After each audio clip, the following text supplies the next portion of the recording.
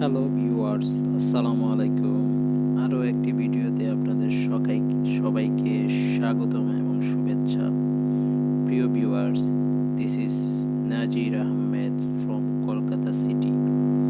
প্রিয় ভিউয়ার্স, আজকে কলকাতা শহরের মির্জা গালিব স্ট্রিট থেকে রওনা দিয়েছি বাংলাদেশের উদ্দেশ্যে। তো এখন সকাল 6টা 30 মিনিট বাজে। এখন আমাদের বাসে ওঠার সময়। বাস থেকে ঠিক 9টা 9:30টার দিকে আমরা বেনাপোল বন্দরে পৌঁছাবো। এখন বাস জার্নিতে আপনাদের সাথে কলকাতা শহরের সকালবেলার দৃশ্যগুলো ভিডিও ধারণ করার চেষ্টা করছি। আশা করি সঙ্গে থাকবেন এবং পুরো ভিডিওটি দেখে লাইক এবং কমেন্ট করতে ভুলবেন না। প্রিয় ভিউয়ার্স, গাড়ির দ্রুত গতির কারণে ভিডিও যদিও খুব স্পিডে চলতেছে, আশা করি সঙ্গে থাকবেন। সকালবেলা কলকাতা শহর একদম কোলাহলমুক্ত থাকে। তো এই কোলাহলমুক্ত থাকার কারণে সকালবেলা আমরা একটা যানজটবিহীন বাস চলাচলের মাধ্যমে বেনাপোল পৌঁছানোর আশায় রওনা দিয়েছি। আপনারা দেখতে পারতেছেন কলকাতা শহরের চারপাশ একদম নির্জীব। সকালবেলা যদিও কোনো যানজট নেই, তারপরেও কিন্তু এখানকার ট্রাফিক আইন খুবই সবাই মান্য করে।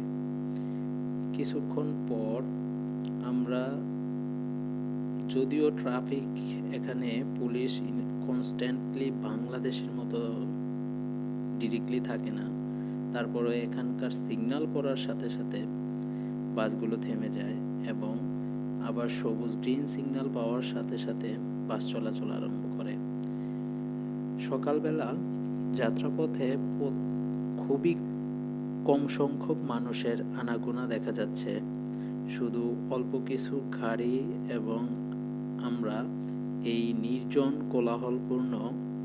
কোলাহলমুক্ত সকালবেলার সাক্ষী হিসাবে বাংলাদেশের দিকে ফিরে যাচ্ছি।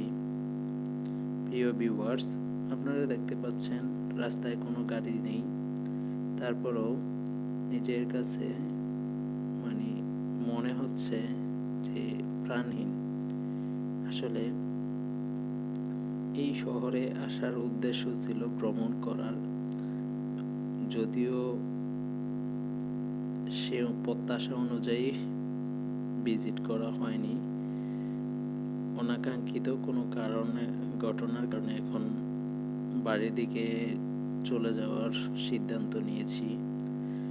ইচ্ছা ছিল কলকাতা শহর থেকে শিয়ালদা হয়ে ওখান থেকে ট্রেনের মাধ্যমে আগরতলা পর্যন্ত পৌঁছাবো।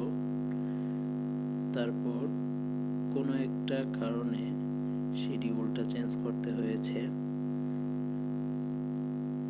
প্রিয় ভিউয়ার্স, কলকাতা শহরের সম্পূর্ণ দৃশ্যটা বা বিভিন্ন তথ্য উপাত্তমূলক ভিডিও করার পরিকল্পনা করতেছি।